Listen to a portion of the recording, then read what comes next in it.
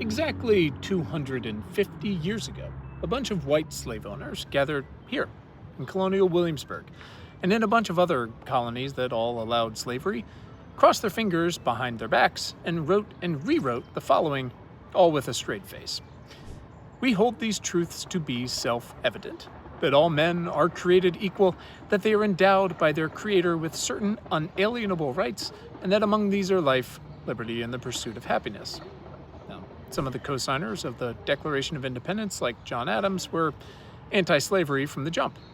Others, like Benjamin Franklin, followed up this historically righteous group project by eventually turning against a trade they'd benefited from their whole lives. But some of them, like Thomas Jefferson here, who wrote in his original draft of the Declaration that the slave trade was a cruel war against human nature, in fact kept over 600 very well-documented slaves, including his own mistress, Sally Hemings, and all of the many children they had together. So, the hypocrisy was evident even then. Biographer Walter Isaacson wrote in his delightful new book, The Greatest Sentence Ever Written, shortly after the Declaration was signed, the English abolitionist Thomas Day wrote, "If there be an object truly ridiculous in nature, it is an American patriot, signing resolutions of independency with the one hand, and with the other brandishing a whip over his affrighted slaves." We learned from that, right? No. Anyways, despite this tough but fair TripAdvisor review, the Declaration of Independence would not be the last time Americans used a rhetorical flourish and organized religion to cover for their actual sins. When it was required, of course. Because if there's any standard we've perfected over the past 250 years, it's that masks are optional. In 1848, though, 72 years after the Declaration was signed, lawyer, former New York governor, future senator, future secretary of state, and dedicated abolitionist William H. Seward had had enough. He found an opportunity, holed up in a Massachusetts motel with the tall drink of water that was the young Abraham Lincoln. Seward gave it to the future emancipator and his future boss straight. He said, "The time has come for sharp definitions of opinion and boldness of utterance." Well, Lincoln got the message. And because Lincoln got the message, the South eventually got the message too. But it took a while. And it took hundreds and hundreds of thousands of American lives. And terrible, racist, sexist, misogynist, greedy hypocrites never, ever gave up. Because in 1976, the Catholic Church and its spin-off, the National Right to Life Committee, would co-opt the words of Scottish educator A.S. Neal, intentionally perverting his original use of pro-life in truly one of the greatest marketing coups of all time, eventually building a massive tent of evangelists and fucking Ronald Reagan and others who in the years prior, frankly, couldn't have given two shits about abortion. So pro-life, a label that became almost impossible to argue with, changed the world. And for the worse. And here's why. Because if we cannot agree on what it means to save a life, we can't agree on anything. So today we're going to go ahead and take it back. And we are bringing receipts. I'm pleased to reintroduce our research platform, our why. And we're calling it Actually Pro-Life. Here's our logo, somewhere on the screen. While you look at it, I'm going to catch you up on how we got here. Over the past year, as a gap was opened up beneath all of us and the imperfect institutions meant to protect us, and as we, society, were pushed into that gap, tearing each other to pieces as we fell, unable to agree on almost anything, as the important news of the day moved faster than anyone could reasonably keep up with, which was often the point, I stopped writing, frankly. And I stepped back eventually to look at all of our work and our research and our sources and our interviews and our recommendations to try and understand how, again, we got here and what, if anything, united it all so we can move forward. And look, this entire project was born out of the 2018 IPCC climate reports and the California fires and the March for Our Lives protests and the Brett Kavanaugh hearings and yellow vest protests in France and Ebola outbreak in the DRC and China's president making himself president for life, and Greta Thunberg's first Fridays for Future protests, and of course the first Trump administration. But it was because most of us because we were getting that news from Facebook, if we got it at all. Things were not great, but also full of opportunity, and I wanted to provide a detour, an antidote, right? By grounding a news roundup email and analysis in the most reputable journalism I could afford, by asking deeper questions about all the topics of the most reputable experts who would actually answer my calls, and eventually to base our team's recommended actions on a set of underlying, obvious ethics and morals we never put a name on, but felt deep inside of us nonetheless. Like Justice Potter Stewart squinting at hardcore pornography, even I, someone who barely graduated as an atheist liberal arts major 1,000 years ago, knew what was important morally and not important when I saw it, because they're morals. It's basic human decency. But cut to it last year, and I'm asking, what good now is human decency down in this very dark gap, where we've each been made to feel alone, even if we are all actually together in this fucking pit? We needed real common ground to stand on if we were ever going to climb back out. If we're ever going to be neighbors again, even, we have to believe, and yes, have faith, that there are more of us out there who hold at the very least the same fundamental principles we do, and who will collectively hold us up as we try to crawl back out and fight back and go on offense. So I realized I needed not only to organize all the connective tissue of our work and turn it into scaffolding of everything we chose to cover for all these years, to go deeper on and to recommend you take action on.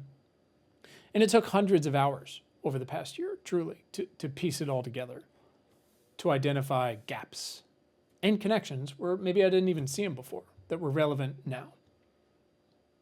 But I realized I also needed to put a name on it for the first time, to clarify the complexity of actions required to unfuck the world, to unite those of us that give a shit under a single banner, to say boldly and clearly what we all give a shit about, table stakes, no matter what else we might disagree on. It is time again for sharp differences of opinion and bold utterance. It's time to say the quiet part out loud for the first time again, whatever. It's time to go back on offense and attack bad guys and hypocrites where they live.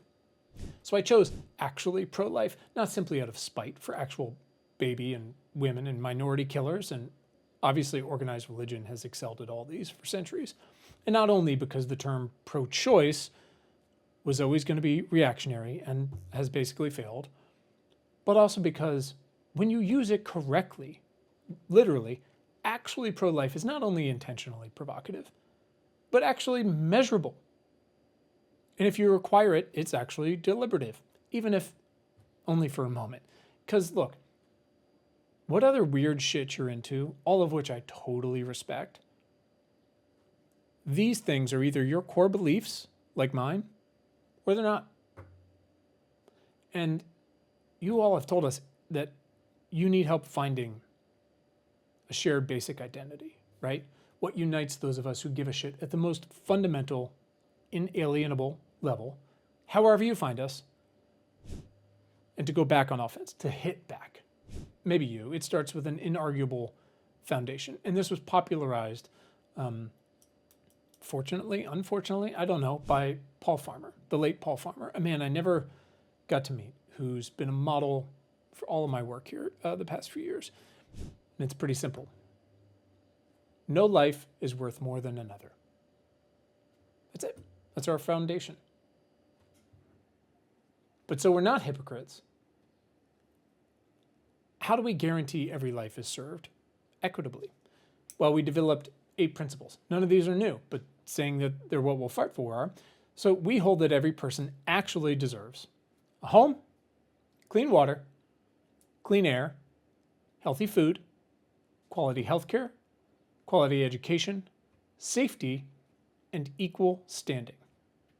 These are our principles. They're non-negotiables. You can take them all and join us, or you can get the fuck out, honestly. We believe your identity is what your core principles are, and even more so, what you'll do to defend and advance them. Because how you defend them matters too. So we've got some guardrails. 1, evidence matters more than opinion. Wow. 2, profit should never come before people. 3, the vulnerable deserve protection, not exploitation. 4, innovation should serve humanity, not replace it. And the last 2 are we owe the future as much as we owe the present, and cruelty for profit is never justified. So these are built into every action we recommend in our app and in our newsletters and our essays and our podcasts, and they always have, but now we are codifying these. But listen, if you take these as yours too, beware. Again, no hypocrites allowed. We're not doing it. I said we're bringing receipts. And so what that means is we're measuring not only our progress, but your commitment. And through what we're calling positions. So not goals, positions. A position is like, I'm going to take this position. It's real world. It's going to be this or that. It's a line in the sand. Show evidence. Thomas Jefferson could never. So actually, pro-life includes, for now, 160 plus positions. These are measurable outcomes like 1, replace all lead pipes. 2, childcare costs capped at 7% of income. Hot meals in SNAP. End felony disenfranchisement. No Medicaid work requirements. Restore and expand PEPFAR. And universal perinatal mental health screening and treatment. We didn't just choose any metrics for these. We didn't make them up ourselves. Every single one of these positions has to answer to 1, is it measurable? 2, is there evidence it actually works? 3, does it flow down from those principles, those 8 principles? And 4, of course, can we track progress? And that's a complicated one, but we're doing our best. There's 153 more of these positions to start with and to choose from. And since every action in our database is matched to at least 1 position now, and each position matched to our massive reorganization of our hard-earned research and metrics, you can actually tell what you're working on when you choose an action. You can tell what we're all aiming for. And you can try it out starting this week through the app. What can I do? There's a little piece in there you can see on each action card, says your position. And there's much, much more to come. To be petty again, to evangelize for a moment, I like to think of actually pro-life as our soul. And what can I do as our body, right? It's the instrument. And everything else we make and that we publish and everyone we work with, you are our voice.